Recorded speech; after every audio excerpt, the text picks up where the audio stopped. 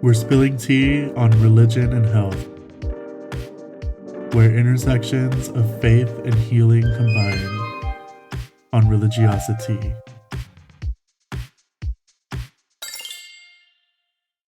As this podcast discusses religious beliefs, religious experiences, personal testimonies, and mental and physical health, some of the content may be uncomfortable or triggering for some listeners. Content warnings will be provided in the description of each episode. Any personal journeys discussed on this podcast do not constitute health, medical, or religious advice.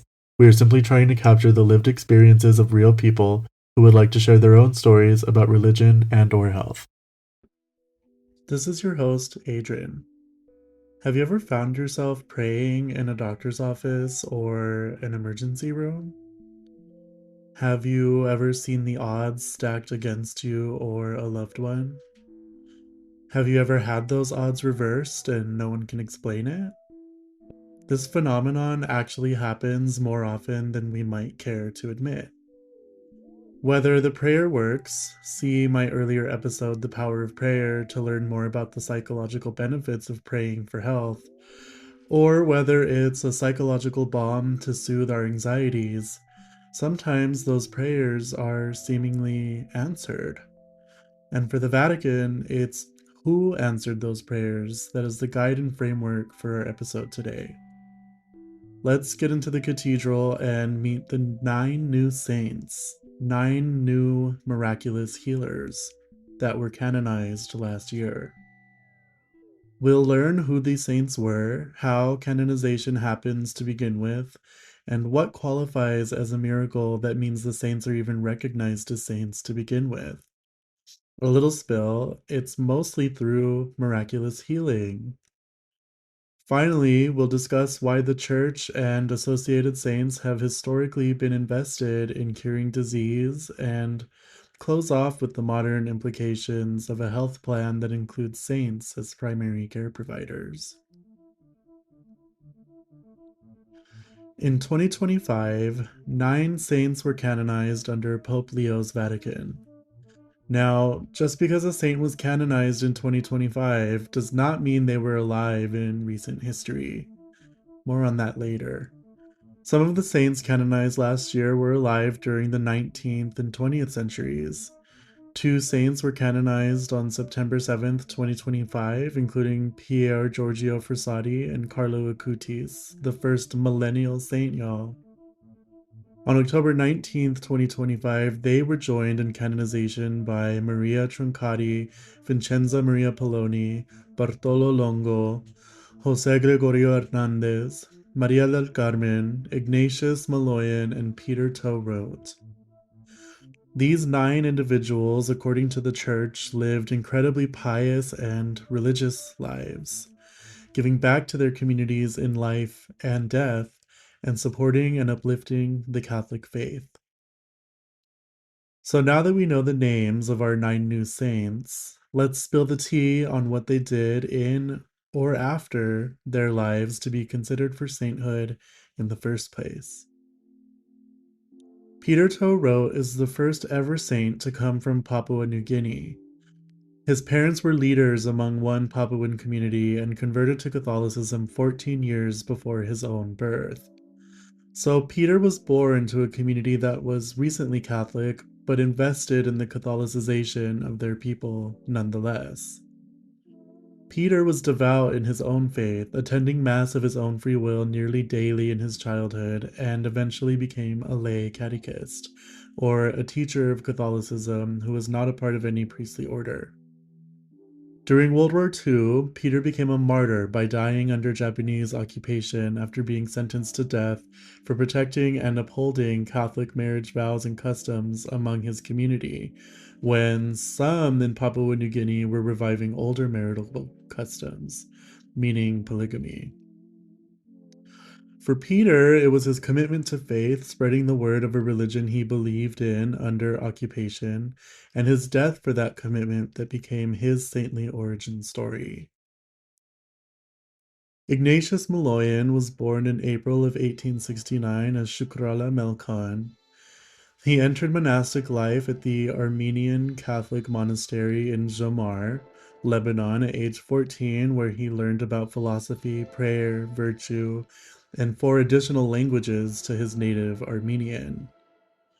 Maloyan worked as a priest in Cairo and Constantinople, now Istanbul, before returning to Armenia.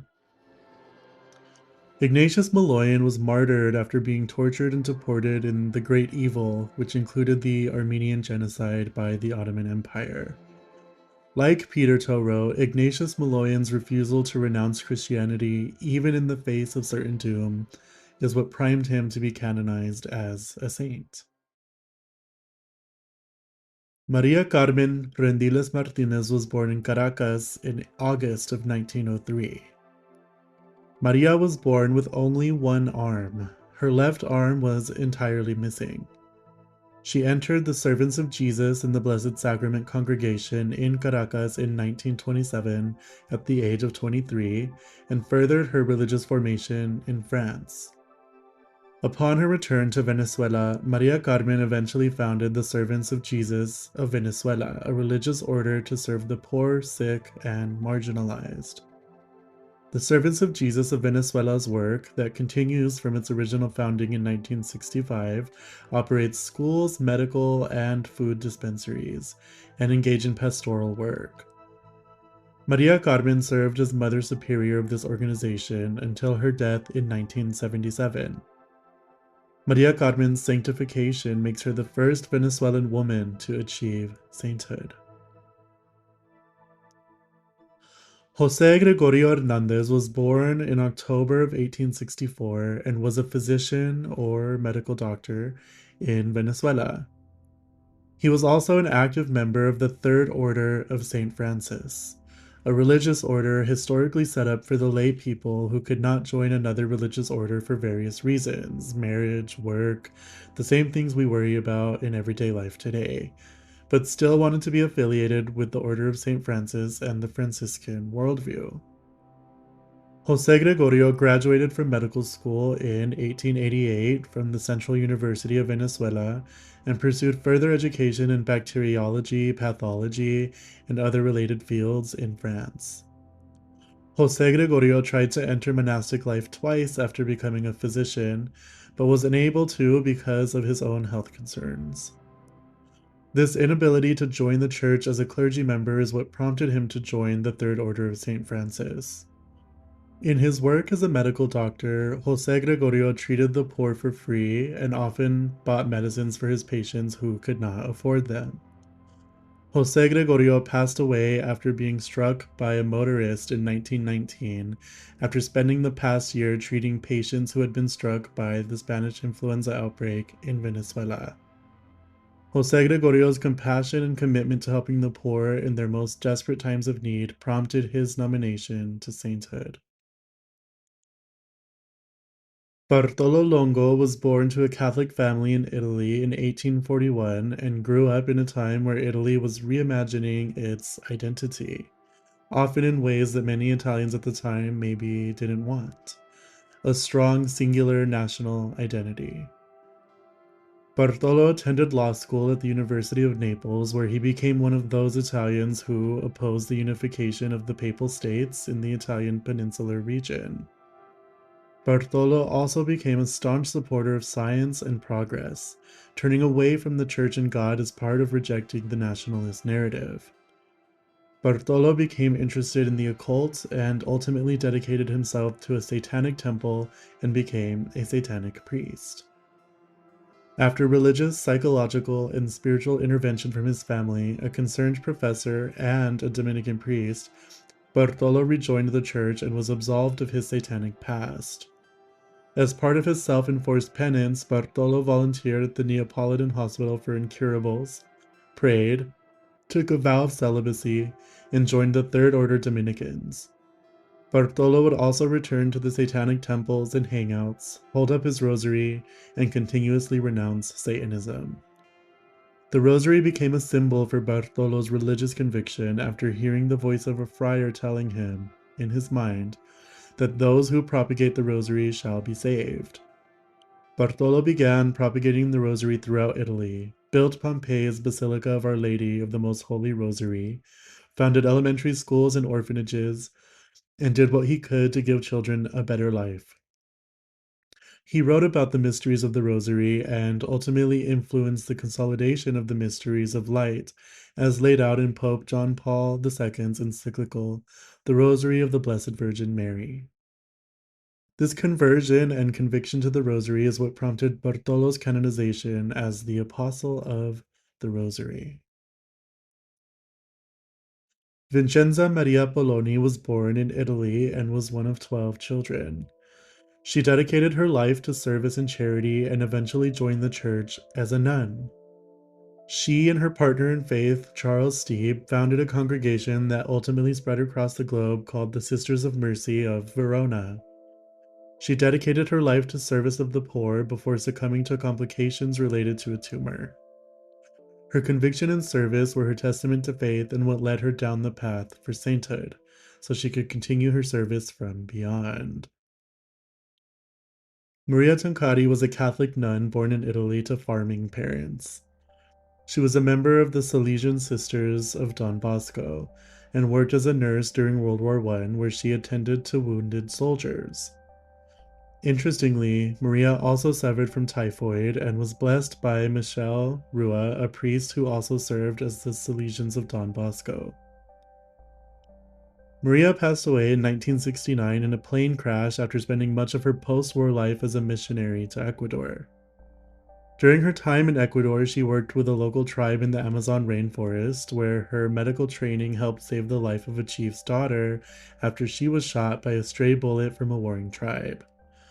Her life as a missionary and medic serving others through faith can now continue in her afterlife as she continues her work as a saint. Giorgio Frassati was a Catholic activist in Italy where he joined the Third Order of St. Dominic. He was a part of several charitable organizations, including Catholic Action, and dedicated his life to pursuing and advocating for causes of social justice. Helpfulness to others is listed as a lifelong characteristic of his beginning in childhood. He was a stark opponent to Mussolini and fascism and advocated for social reform to close the gap in the inequalities people faced in the world, particularly regarding wealth inequality. Giorgio's cause for canonization was questioned when reports of him going into the mountains with questionable company made their way to the Vatican. But these reports were disputed by his sister, and he ultimately made it to sainthood. Giorgio passed away at the age of 24 from polio. And finally, our millennial saint. Carlo Acutis was born in 1991 and, as a preteen, became devoted to the Eucharist. Carlo was intensely active in his religious life and, in true millennial fashion, had a keen interest in technology. He actually used technology to develop a website that tracked Eucharistic miracles. For those who don't know, which included me until I did the research for this episode, Eucharistic miracles are church-approved events where consecrated bread and wine for Holy Communion were visibly transformed into human flesh and blood, signifying the miracle of the transubstantiation of wine and bread used in all communions, even if they do not visibly transform. He also tracked the miracles of Marian apparitions, or the appearances of the Virgin Mary in ordinary places. Carlo's commitment to tracking these miracles and his devotion to his faith inspired others to convert to or reaffirm their faith in Catholicism. His website, The Miracles List, is still live online. I'll link it in the show notes for anyone who is curious. In 2006, Carlo Acutis was diagnosed with an acute leukemia and ultimately passed away after falling into a coma and suffering a brain hemorrhage. After his death, his devotion to faith, his contributions to the digital age of miracles, and the miracles attributed to him after his death all contributed to his canonization as the first ever millennial saint. Now that we've met the latest saints in the Catholic canon, let's talk about how one becomes canonized. The process of becoming a saint is called canonization and goes through a few steps. First and foremost, though, who can be canonized? As we saw above, the people who were canonized last year by Pope Leo were pretty exceptional in their Catholic faith. The saints in Catholicism are sort of like the heroes of Greek mythology. Real people who have accomplished things that seem unreal or fantastical. Catholic saints have accomplished some great achievement in their lives in service to the Church, and through those great achievements, they have become inspirational to at least one population of Catholic diaspora, if not the entire Catholic population. This person becomes a folk hero, a divine intervener that the folks go to before they become a full-fledged saint. The formal term for this type of worship, intercession, or veneration is called a cult, but it is decidedly different, at least according to the Vatican, from what pop culture might call a cult. The definition we're thinking of here is a system of religious or spiritual beliefs and rituals, and that system's believers. So, in the instance of folk hero cults, the belief is that they can spiritually or supernaturally intervene in the affairs of the living, and the rituals and practices are the prayer to that individual. These factors set up the initial requirements to be considered for sainthood. After at least 5 years since death, once a person becomes popular enough as a folk hero, they can be nominated for sainthood. Typically, a person, group of people, or organization petition their local or closest diocese to investigate the life and veneration of the person.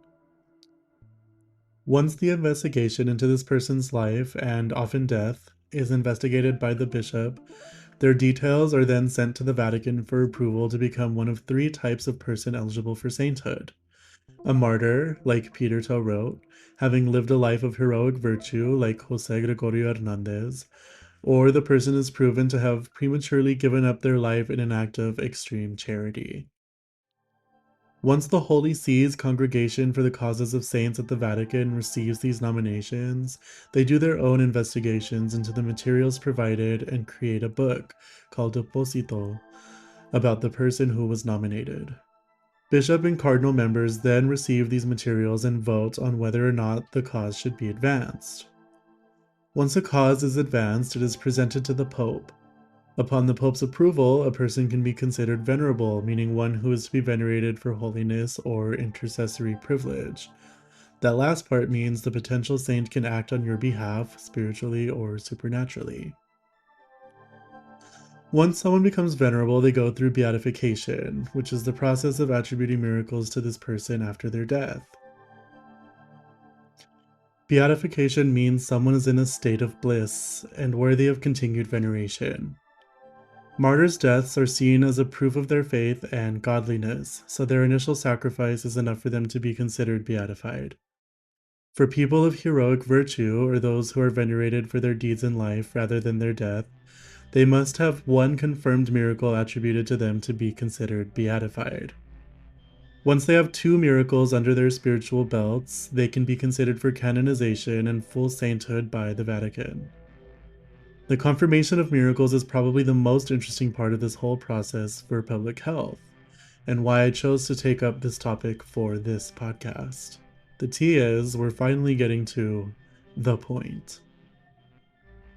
For the better part of the last century, all confirmed miracles from people nominated to sainthood have been miraculous healings of a variety of health outcomes, from infectious disease to chronic conditions like cancers.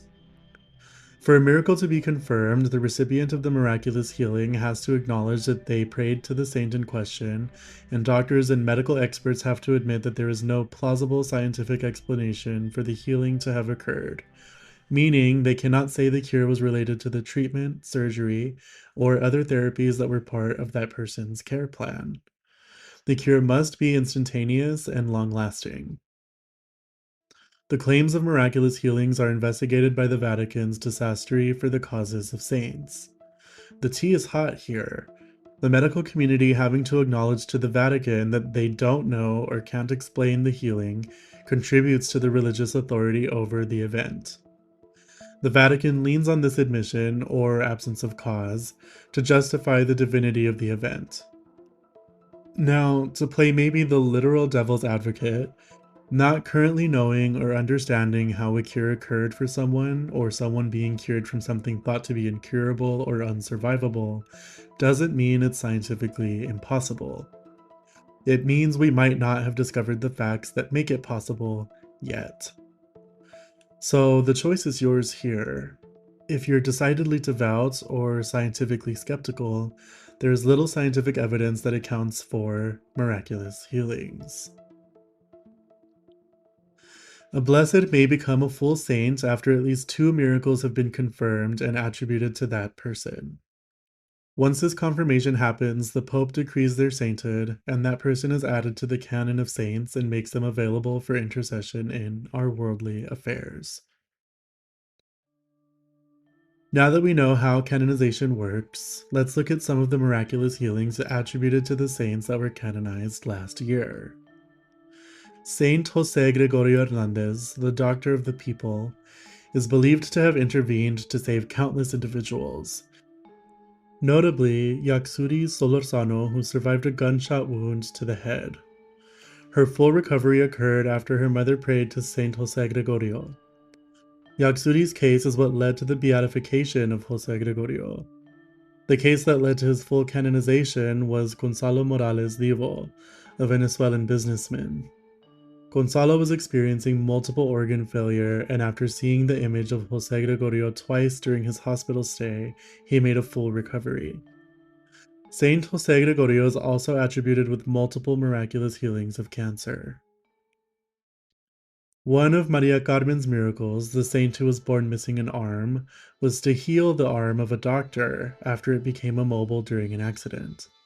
Upon praying at her tomb, the arm made a spontaneous full recovery and remained healthy and mobile. Our new millennial saint, Carlo Acutis, is said to have healed Matthias Viana, a young Brazilian boy, of a long-term pancreas issue that made him unable to eat. After touching a relic of Carlo Acutis, the boy's pancreas made a full and complete recovery.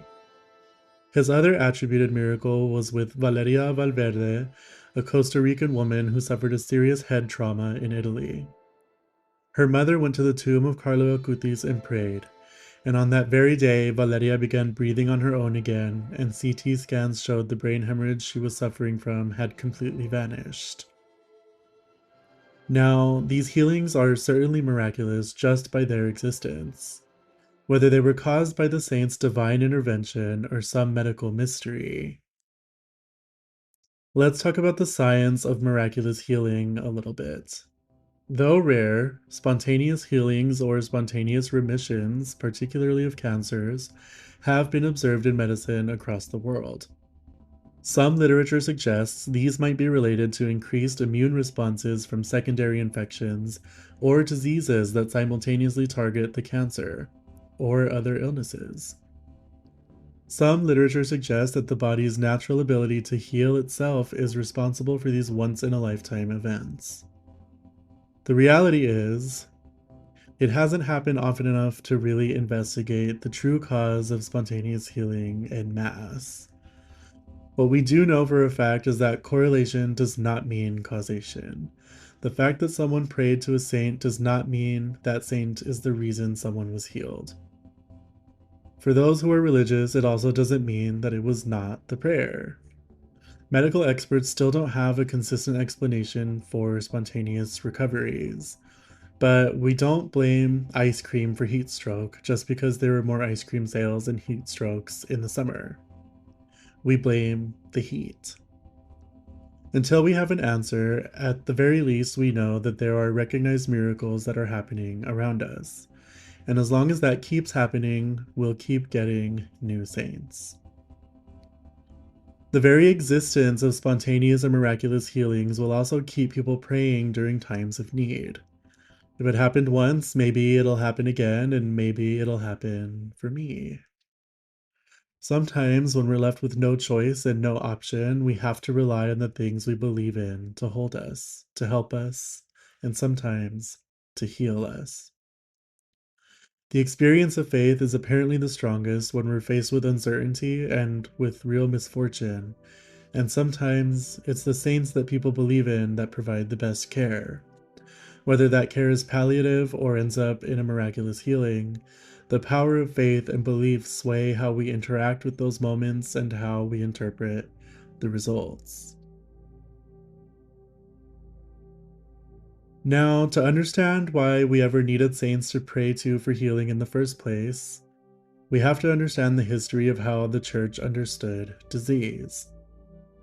To be fair, a lot of what I'm about to discuss is fairly universal to the human understanding of disease and illness before modern medicine. So if anything sounds antiquated, just remember we all came from some similar understanding at one point in history or another. So let's get into plagues and pathogens.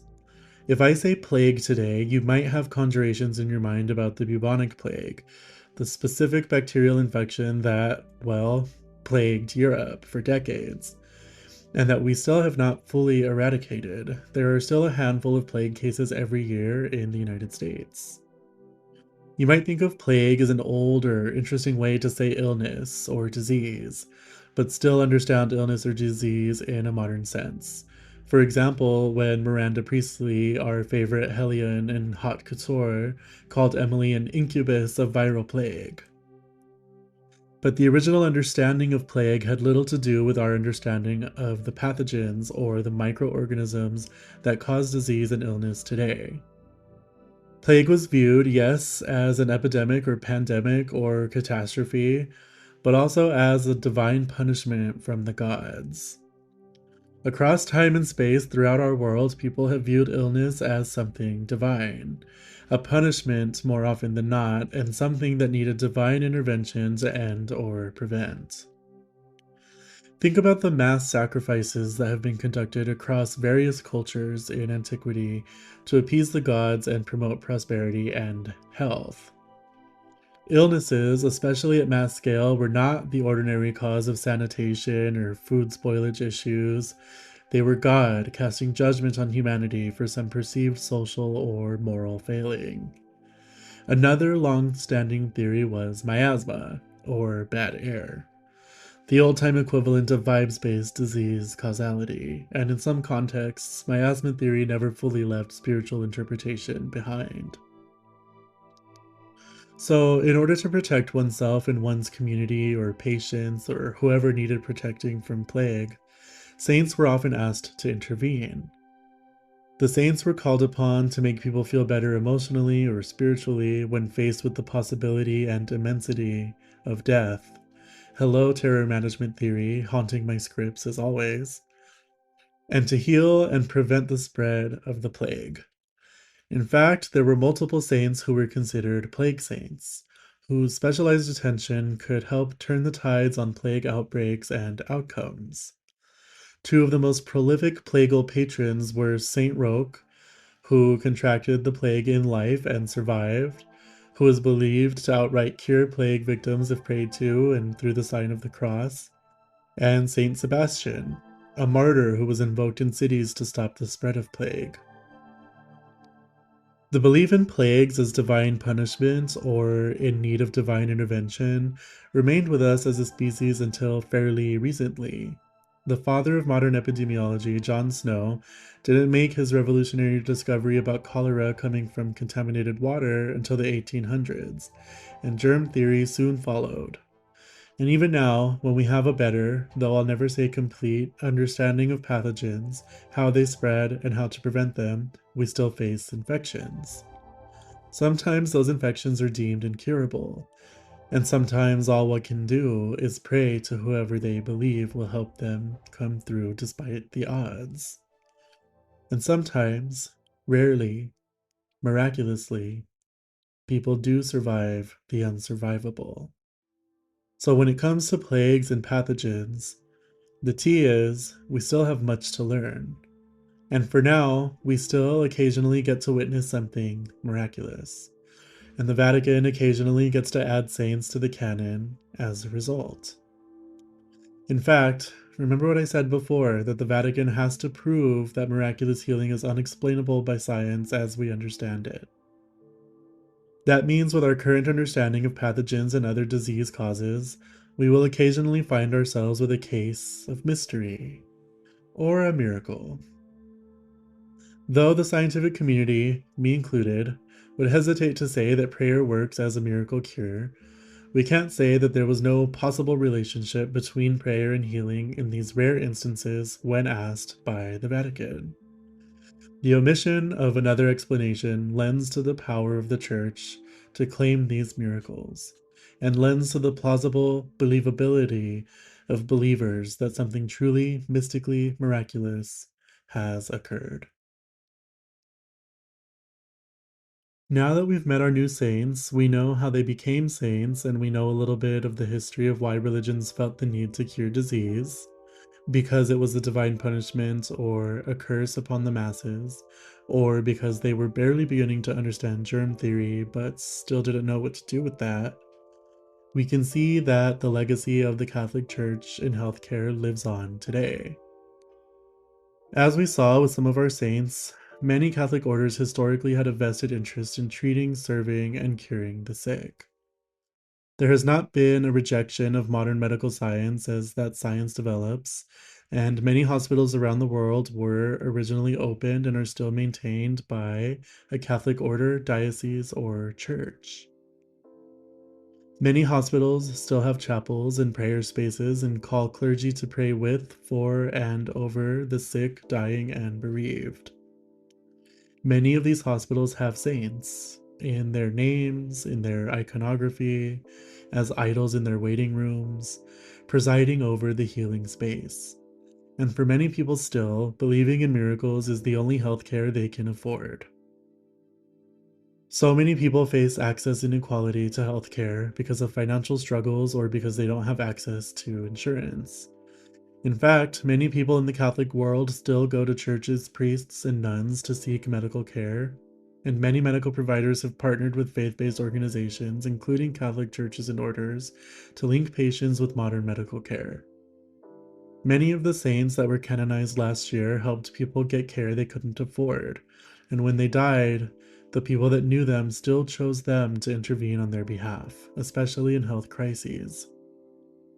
This is evidenced through their prayer, through their veneration, and through their pushing for these figures to become saints in the first place, to honor their space as healers of the people. The collaborations between the Catholic Church and healthcare systems help to serve the millions of people who live one health crisis away from disaster and get them care they might not have received otherwise, whether their burden was one of trust or one of funds. Maybe some of these people prayed to a saint for healing before they sought any of these resources, because they have or know no other way to get help. Saints have been the primary care providers across history through prayer and intercession, and they still live in that space in the hospitals they preside over and the patients who get care through church.